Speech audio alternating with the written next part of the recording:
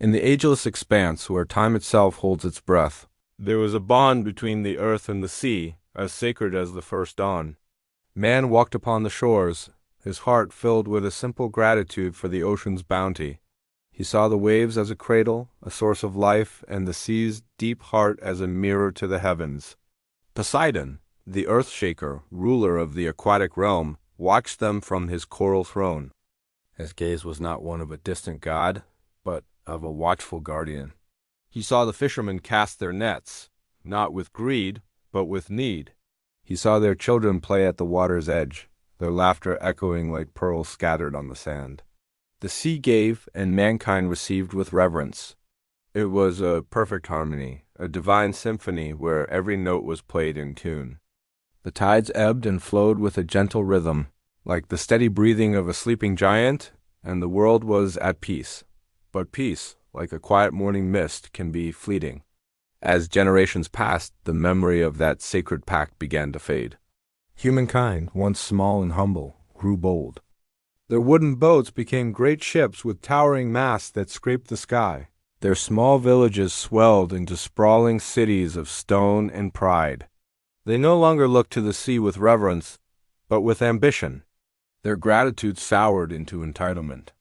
They saw the ocean not as a giver of life, but as a territory to be conquered, a treasure chest to be plundered. They dredged its depths, pulling forth its riches without a second thought, their nets now scraping the ocean floor bare. The once clear waters grew murky with the refuse of their progress, and the laughter of children was replaced by the clang of industry and the shouts of commerce. They forgot the name of the one who ruled the depths. They forgot that the sea had a heart, a spirit, and a king. From his silent, deep domain, Poseidon watched this transformation. A profound sorrow settled in his ancient heart, colder and heavier than the crushing pressure of the abyss. He saw the life he nurtured gasping for breath. He heard the silent screams of the coral reefs bleaching into bone yards. The harmony was broken. The symphony had descended into a cacophony of avarice. His sorrow, left to fester in the darkness, began to curdle into something else. It was a slow, simmering anger, born of betrayal. The love he held for mankind twisted into a feeling of deep disappointment. The ocean, which had once cradled them, now felt the sting of their ingratitude. And its king, the guardian of its soul, felt it most keenly of all. A storm was gathering, not in the skies above, but in the heart of the sea god himself. One day, as the sun hung high over a particularly arrogant port city, a great king stood on his balcony, overlooking the sea. He boasted to his court, "Look at what we have built. We are masters of the land, and the sea is but our servant, a blue road for our ships and a cellar for our wealth." His words, carried by the wind, reached the ears of Poseidon. It was the final insult, the note that shattered the last vestige of the ancient harmony. The sea, which had been calm for a century, began to stir. A tremor, born from the deepest trench, shook the foundations of the world. It was not a violent quake, but a deep, mournful sigh from the planet itself. The tides pulled back, exposing the sea floor for miles, a silent, ominous invitation. The people, blinded by their arrogance, rushed out to collect the stranded fish and forgotten treasures, seeing it not as a warning, but as another gift.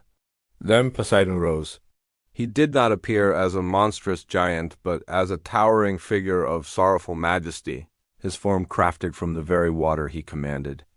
His eyes, once the color of a calm lagoon, now held the fury of a hurricane. He lifted his trident, not with rage-fueled speed, but with a slow, deliberate gravity, as if lifting the weight of 1,000 years of disappointment. And the sea answered.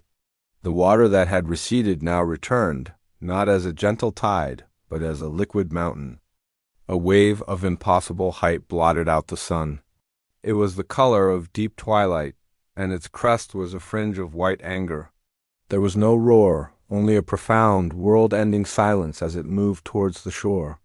It was the embodiment of Poseidon's grief, a teardrop of cosmic scale carrying the weight of a broken promise. The wave did not crash, it enveloped. It washed over the city not with the fire of rage, but with the cold, inexorable force of consequence. The proud towers, the bustling markets, the great ships, all were consumed, returned to the silence of the depths. The ocean was not destroying, but reclaiming what had been stolen from it. It was a cleansing, a baptism of sorrow. Poseidon did not watch with satisfaction, but with a heavy heart, as the waters settled once more, leaving behind a placid, unbroken surface that mirrored a now empty sky. When the new dawn broke, the city was gone. The shore was smooth and clean, as if wiped clean by a divine hand. The arrogance of man was washed away, leaving only a lesson written in the sands of time. Poseidon returned to his silent kingdom, the anger in his heart replaced by an enduring, profound emptiness. The rage was spent, but the wound remained. This tale is not merely a story of a wrathful god. It is a mirror reflecting a timeless truth.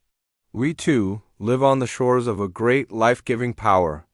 We call it nature, the universe, or God. We draw from its bounty, we build our lives upon its grace, and we thrive under its watchful gaze. But have we forgotten to be grateful? In our quest for more, have we mistaken dominion for mastery and entitlement for our birthright? The story of Poseidon is the universe whispering to us. It reminds us that balance is fragile, and that the powers we take for granted are not our servants. They are our partners in the dance of existence.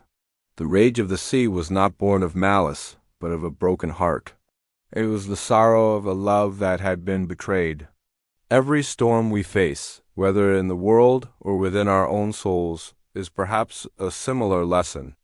It is a call to return to humility, to remember the source of our blessings, and to mend the sacred bonds we have broken. For true strength is not found in what we can take, but in what we can cherish. The greatest power is not conquest, but reverence. Thank you for joining us on this journey. If these stories of light and rebirth resonate with your spirit, subscribe to God Story Reborn, and together, let's rediscover the echoes of eternity.